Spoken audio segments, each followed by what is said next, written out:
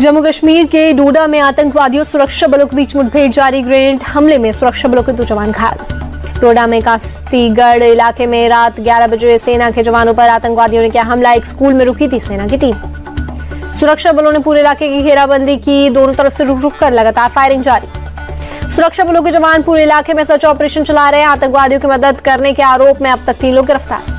PoK में Pakistani army आतंकियों को दे रही है ट्रेनिंग। कोटली इलाके में कैंप लगाकर हथियार चलाने, घुसपैठ करवाने की दी रही है ट्रेनिंग। नीट पेपर लीक मामले में सीबीआई ने कार्रवाई तेज की। सूत्रों के मुताबिक सीबीआई ने पटना एम्स के 4 मेडिकल छात्रों को हिरासत में लिया।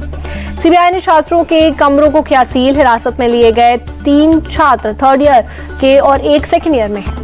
नीट पेपर लीक मामले पर आज सुप्रीम कोर्ट में सुनवाई। पिछली सुनवाई में बेंच ने केंद्र सरकार और एनटीए के जवाब को सभी पक्षधरों को देखने की दी थी मोहलत।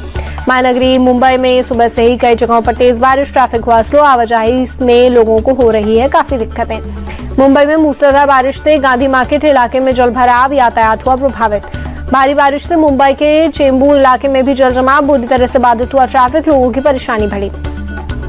मुंबई के आसपास के इलाकों में अगले 24 घंटे तेज बारिश का अनुमान। ठाणे, पालघर, रायगढ़, पुणे के लिए मौसम विभाग ने ऑरेंज अलर्ट किया जारी। रत्नागिरी में रेड अलर्ट। यूपी में 16 जिलों में बाढ़ का कहर। गोरखपुर में राप्ती, सिद्धार्थनगर में बूढ़ी राप्ती और गोंडा में क्वानो राप्ती नदी खतरे के निशान से ऊपर बह रही।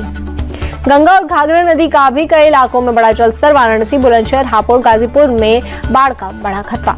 असम में 16 जिले बाढ़ की चपेट में। अब तक 110 लोगों की मौत। 1021 गाँव में भरा बाढ़ का पानी। असम के 4 लाख से ज्यादा लोग बाढ़ से प्रभावित। करीब 20,000 हेक्टेयर में खड़ी फसल हुई बर्बाद।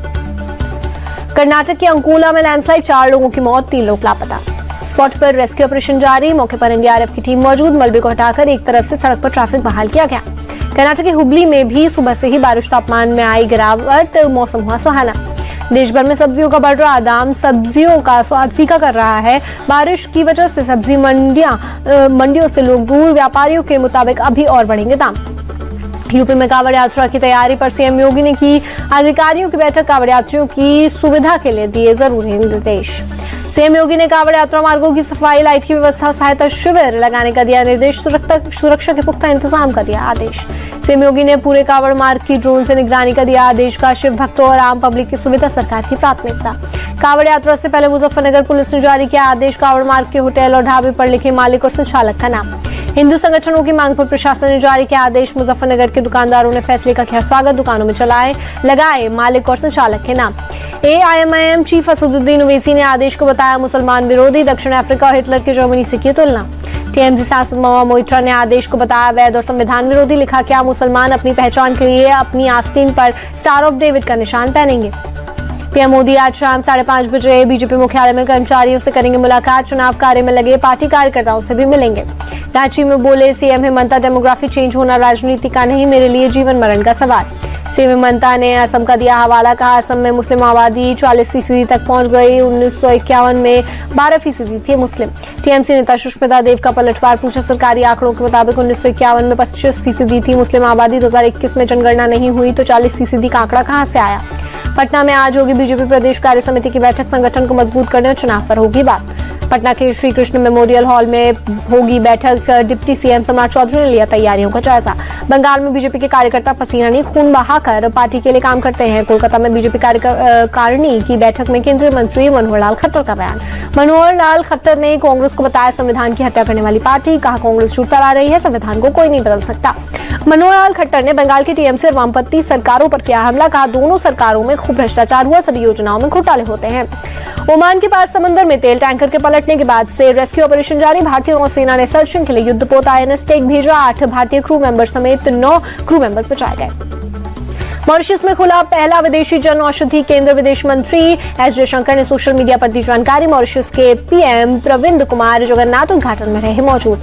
एस जयशंकर ने लिखा औषधि केंद्र खोलने से पीएम मोदी का वादा पूरा हुआ। जन औषधि केंद्र भारत में बनी दवाओं की आपूर्ति करेगा।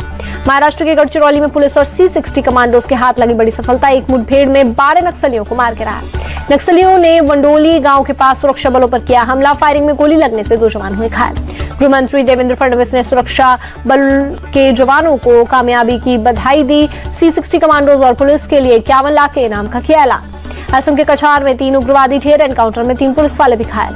उग्रवादियों के पास से AK-47 सहित हथियार बरामद। ऑटो रिक्शा से मिले हथियार उग्रवादियों ने ऑटो रिक्शा का किया था इस्तेमाल।